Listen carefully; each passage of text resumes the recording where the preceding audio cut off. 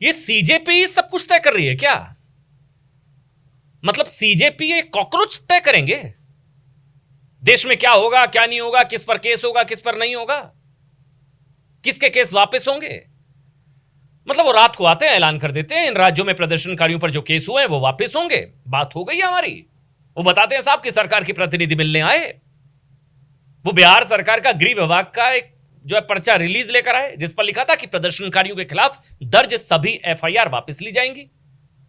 वो भरोसा देते हैं कि आगे भी इन पर कोई कार्रवाई नहीं होगी, किन किन राज्यों में अब आगे ऐसा होगा नहीं होगा, सब कॉकरोच तय कर रहे हैं। उनके मुताबिक सरकार ने कह दिया कि जिन राज्यों को लेकर चिंता जाहिर की गई है वहां से भी ऐसी अधिसूचना जारी की जाएगी, मतलब केस वापस हो जाएंगे। थोड़ा तल्ख बोलूं मैं? फिर ऐसा करें ना साहब, अभी तो एक मंत्री ने इस्तीफा दिया, बाकी भी दे दें, फिर सब जगह कॉकरोचों को ही बिठा दें, police commissioner DG DIG IG के पद पर इन्हें बिठा दो ना। और हां, जब सीजेपी बीजेपी को रिप्लेस कर दे तो फिर जिन पुलिस वालों के सिर फोड़े गए उन पुलिस वालों को जेल में डाल दे, और सीजेपी का झंडा लेकर रेप हत्या बच्चों के साथ यौन हिंसा के जो आरोपी प्रदर्शन में घुस आए थे उनके गले में माला डालकर उनका स्वागत करने की नई परंपरा देश में शुरू कर दी जानी चाहिए। नहीं, क्योंकि साहब जिन लोगों की अब भी सीजेपी से हमदर्दी है ना, उन्हें क्या लगता है ये जंतर मंतर पर सिर्फ छात्र आए थे क्या? इसका जो जवाब है ना वो आपके होश उड़ा देगा, होश उड़ा देगा। क्योंकि जैसे जैसे जांच आगे बढ़ रही है ना, सवाल उठ रहा है कि क्या छात्रों की भीड़ में हत्या, रेप, लूट, हथियार, नशे के मामले वाले लोग भी घुस आए थे क्या? संसद की बैरिकेडिंग तोड़कर दौड़ने वाले कौन लोग थे? पुलिस की गाड़ियों पर पत्थर किसने फेंके? पुलिस वालों को घेर कर किसने मारा? और सबसे बड़ा सवाल यह कि अगर यह सब छात्रों ने किया, हम आंदोलन करने वाले छात्रों और उपद्रवी दंगाइयों के बीच क्या कोई फर्क नहीं कर पा रहे हैं? यह सब छात्रों ने किया। सीजेपी की भीड़ में आए वो लोग कौन थे?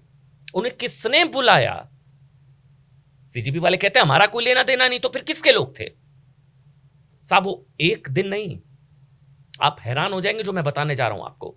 बार बार हिंसा वाली जगहों पर कैसे दिखाई दिए? ये सब कुछ स्क्रिप्टेड था, प्लान्ड था। और अब जब सुप्रीम कोर्ट ने भी पूछ लिया कि 250 पुलिस वालों पर हमला छात्रों ने किया या आंदोलन में घुसे उपद्रवियों ने, तो क्या कांग्रेस जनता पार्टी अपने आंदोलन का पूरा हिसाब देगी? अब हर एक से केस वापस होना चाहिए, ब्लैंकेट इम्यूनिटी मिल जानी चाहिए, ब्लैंकेट इम्यूनिटी। या फिर हर अपराधी के हाथ में छात्र आंदोलन का पोस्टर पकड़ाकर उसे बचाने की कोशिश की जाएगी। आज एक टैप में आपको वो आंकड़े दिखाऊंगा जिसके सामने आने के बाद ये जो सीजेपी ये कॉकरोचों का पूरा विक्टिम कार्ड है ना वो ध्वस्त हो जाएगा। एक तरफ थे असली छात्र जिनका भविष्य पेपर लीक ने बर्बाद कर दिया, वो इंसाफ मांगने आए थे, लेकिन उन्हीं छात्रों के बीच कौन लोग घुस गए? आंकड़ा सुनिए। पुलिस के मुताबिक 2873 2873 क्रिमिनल बैकग्राउंड के लोग प्रोटेस्ट साइट पर साइट किए गए। अब जो आंकड़े बताऊंगा अपना सर पकड़ लेंगे, आप माथा पकड़ लेंगे, दिमाग घूम जाएगा आपका। इनमें से 101 हत्या के मामलों में जो आरोपी हैं वो प्रोटेस्ट साइट पर नजर आए।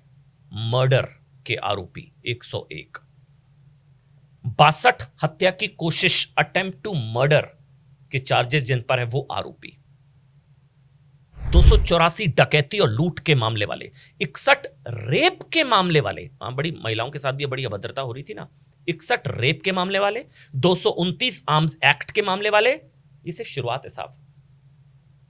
आज टैब पर पुलिस के कैमरे बोलेंगे, ये पूरा वीडियो देखिएगा, आप हैरान हो जाएंगे। जो जो तस्वीरें सामने आई हैं, किस तरह से पुलिस वालों को दौड़ा दौड़ा कर मारा गया, इन उपद्रवियों ने क्या किया, वीडियो बोलेगा, आपराधिक रिकॉर्ड खोलेगा।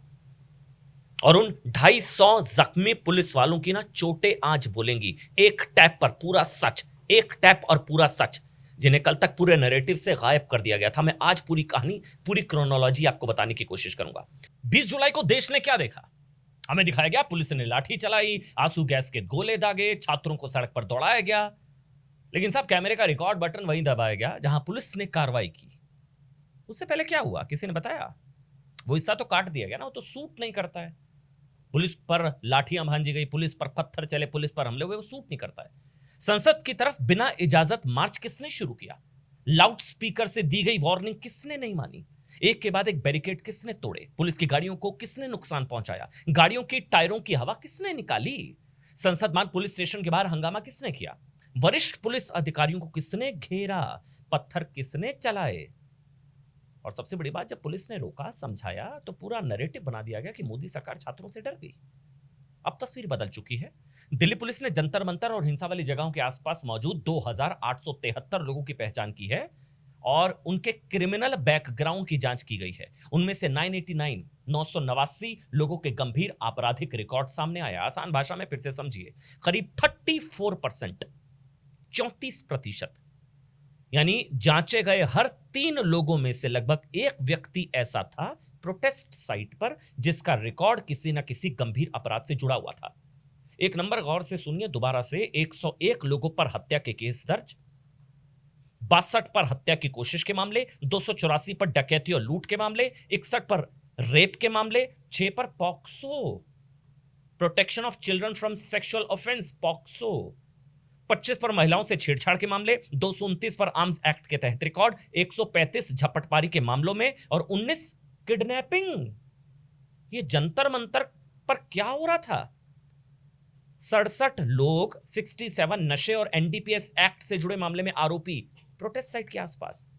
मैं कह रहा हूं, ये साहब, ये किसी वेब सीरीज की गुंडों वाली टीम नहीं है। ये दिल्ली पुलिस के रिकॉर्ड में सामने आए वो आंकड़े हैं जो आपका दिमाग घुमा देंगे। आप समझिए कितनी बड़ी तैयारी थी, प्लान बहुत खतरनाक, बहुत ज्यादा खतरनाक था। जो जंतर मंतर के कथित छात्र आंदोलन की भीड़ से निकले हैं। अब यहां कॉकरोच जनता पार्टी से सीधा सवाल है, साहब, आप छात्र आंदोलन चला रहे थे ना, या अपराधियों के लिए भीड़ का सुरक्षा कवच बन रहे थे? 989 आपराधिक रिकॉर्ड वाले लोग वहां पर कैसे पहुंचे? आपकी जिम्मेदारी, आप बताइए। इक्का दुक्का नहीं, 989 किसके मैसेज पर पहुंचे, किसके नेटवर्क से पहुंचे, किसने उन्हें बताया कि किस दिन कहां जमा होना है? और इनमें से कई लोग अलग अलग दिनों में कई बार दिखाई क्यों दिए? ये लोग पेपर लीक से परेशान होकर आए थे, मेडिकल की परीक्षा देने आए थे, सरकारी नौकरी की तैयारी कर रहे थे, डॉक्टर बनना चाह रहे थे लोग। ये नहीं मालूम था कि भीड़ बड़ी होगी, चेहरा छिप जाएगा और पत्थर चलाकर छात्र आंदोलन का नाम ले लिया जाएगा। यह आंदोलन चलाने वालों को पता था कि बिना इजाजत के मार्च निकालना ऐसे लोगों को भीड़ में शामिल करने का एक अच्छा मौका है।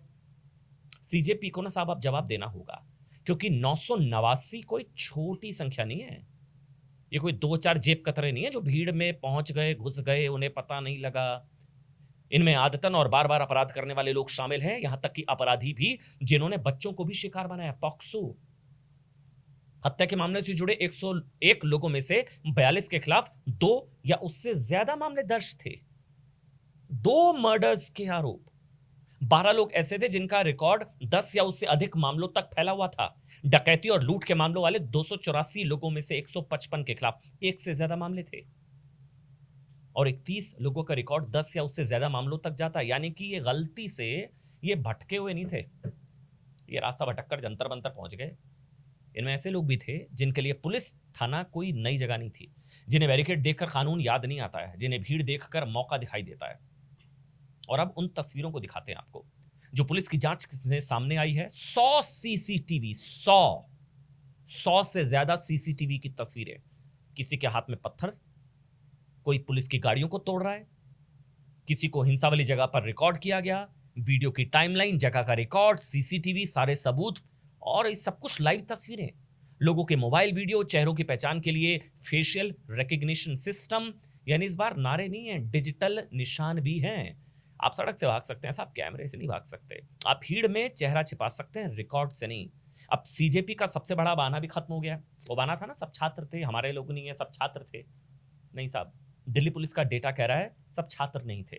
सैकड़ों लोगों का गंभीर आपराधिक रिकॉर्ड था। सुप्रीम कोर्ट में केंद्र की तरफ से भी कहा गया छात्र पुलिस पर हमला नहीं करेंगे।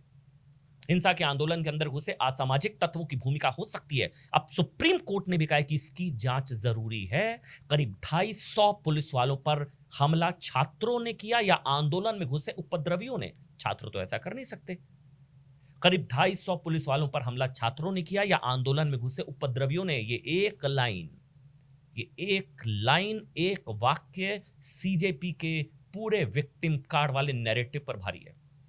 क्योंकि अब जांच सिर्फ पुलिस की कार्रवाई की नहीं होगी, जांच इस बात की भी होगी कि पुलिस पर हमला किसने किया, पत्थर किसने चलाए, बैरिकेड किसने तोड़े, गाड़ियां किसने तोड़ी, और असली छात्रों के बीच आपराधिक रिकॉर्ड वाले लोग घुसे तो कैसे घुसे।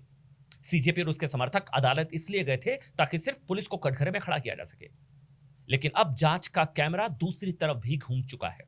अब लाठी का वीडियो भी देखा जाएगा, और उससे पहले बैरिकेड तोड़ने वालों का वीडियो भी, अब छात्र की चोट भी रिकॉर्ड होगी, और पुलिस वाले के फटे हुए सर का हिसाब भी होगा, और यही वो पूरा सच है। सुप्रीम कोर्ट ने एक और बहुत अहम बात कही, जिन छात्रों का कोई पुराना आपराधिक रिकॉर्ड नहीं है उन पर फिलहाल जबरन कार्रवाई ना हो, उन्हें हिरासत से छोड़ दिया जाए, लेकिन आपराधिक रिकॉर्ड वाले लोगों को यह राहत नहीं दी जाएगी, ये कोई ब्लैंकेट इम्यूनिटी नहीं दी जाएगी। कोर्ट ने साफ किया कि पुलिस एफआईआर दर्ज कर सकती है, यानी लाइन खींच चुकी है। एक तरफ असली छात्र, दूसरी तरफ आपराधिक रिकॉर्ड वाले लोग। साफ रिकॉर्ड वाला छात्र कानून की राहत पाएगा, लेकिन हत्या, रेप, लूट, हथियार या नशे के रिकॉर्ड वाला व्यक्ति, पुलिस पर हमला करने वाला व्यक्ति, पुलिस के सर फोड़ने वाला व्यक्ति छात्र आंदोलन का कार्ड दिखाकर नहीं बच पाएगा। लेकिन इन सब बातों का फायदा क्या, क्योंकि सरकार तो सीजेपी के सामने शायद नतमस्तक है। बिहार सरकार से नोटिफिकेशन जारी कराया जा रहा है साहब कि किसी पर कोई कार्रवाई नहीं होगी। आधी रात को सरकार के प्रतिनिधि सीजेपी के प्रवक्ताओं से मिलकर भरोसा दे रहे हैं। दूसरे राज्यों में भी ऐसा ही होगा, सुनिए। वो आए थे हमसे मिलने एंड हम लोगों से पूछा कि क्या क्या प्रॉब्लम्स आ रहे हैं। हम लोगों ने बताया कि जो वादे किए थे सरकार ने, हमें आशंका है कि वो शायद वादे नहीं रखे जाएंगे। तो वो साथ में ये government of Bihar home department का जो प्रेस रिलीज है जिसमें उन्होंने बोला है कि सारे एफआईआर्स वापस लिए जाएंगे प्रोटेस्टर्स के खिलाफ एंड फ्यूचर में भी कोई एक्शन नहीं लिया जाएगा। अभी हम लोगों ने काफ़ी लंबा डिस्कशन किया, ऑलमोस्ट 1.5-2 घंटे हो गए करते हुए। अभी हम लोग निकल रहे हैं एंड सरकार ने गारंटी दिया है कि कल तक जितने भी हमारे एप्रीहेंशंस थे कि ये स्टेट में कुछ हो जाएगा, वो स्टेट में हो जाएगा, उन सब का नोटिफिकेशंस निकल आएगा एंड प्रोटेस्टर्स एक तरीके से सेफ रहेंगे। फ्यूचर में भी उनके खिलाफ कोई एक्शन नहीं होगा। सवाल दरअसल कॉकरोच जनता पार्टी से है कि वो असली छात्रों के साथ खड़ी है या इन उपद्रवियों के साथ। सवाल तो है, लेकिन साहब सीजेपी की दिलचस्पी इसमें है ही नहीं। उसकी दिलचस्पी है कार्रवाई रुकवाने में, एफआईआर हटवाने में, हिरासत में लिए गए हर व्यक्ति को प्रदर्शनकारी बताने में। आंदोलनकारी और उपद्रवी के बीच में फर्क करना भूल चुके हैं कॉकरोच साहब। असली छात्रों को अपराधियों से अलग करने में प्रॉब्लम क्या है? या डर है कि जांच आगे बढ़ी तो भीड़ जुटाने का पूरा नेटवर्क सामने आ जाएगा, किसने किसको फोन किया, कौन किस दिन आया, कौन बार बार हिंसा वाली जगह पर दिखाई दिया, किसका मोबाइल किस टावर से जुड़ा, किसके मैसेज में संसद मार्च की तैयारी थी, किसने बैरिकेड का रास्ता बताया, किसने पत्थर जमा किए, और किसने असली छात्रों के गुस्से को अपराधियों के लिए ईंधन बना दिया।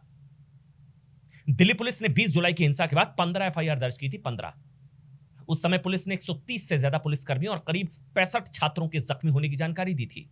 अब सुप्रीम कोर्ट की सुनवाई में करीब 250 पुलिस वालों के जख्मी होने का मुद्दा सामने रखा गया। जांच के लिए CCTV, drone, body camera, wireless और पुलिस कंट्रोल रूम का रिकॉर्ड भी सुरक्षित रखने का ऑर्डर दे दिया गया है। यानी कि साहब इस बार कहानी सोशल मीडिया की 10 सेकंड की रील से तय नहीं होगी, पूरा का पूरा वीडियो चलेगा। वैसे भी कॉकरोच पार्टी ने क्या कहा था याद है ना, एक कॉकरोच घुस आए तो वो निकलता नहीं है साहब। अब दिल्ली पुलिस के कैमरे कह रहे हैं कोई चेहरा छिपता भी नहीं है। चेहरा रिकॉर्ड हो चुका है, जगह रिकॉर्ड हो चुकी है, समय रिकॉर्ड हो चुका है, पुराना आपराधिक इतिहास रिकॉर्ड हो चुका है। अब सिर्फ कार्रवाई बाकी है। छात्रों का सम्मान होगा, अपराधी की पहचान होगी और पुलिस वाले पर हमला करने वालों को छात्र बताकर बचाने का खेल खत्म होगा। लेकिन अब डर इस बात का है कि कहीं सीजेपी के सामने बीजेपी झुकते झुकते इतने ना झुक जाए कि बाद में पछताना पड़े। वीडियो अच्छा लगे तो चैनल को सब्सक्राइब जरूर कीजिएगा।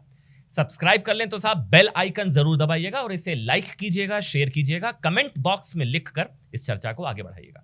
नमस्कार।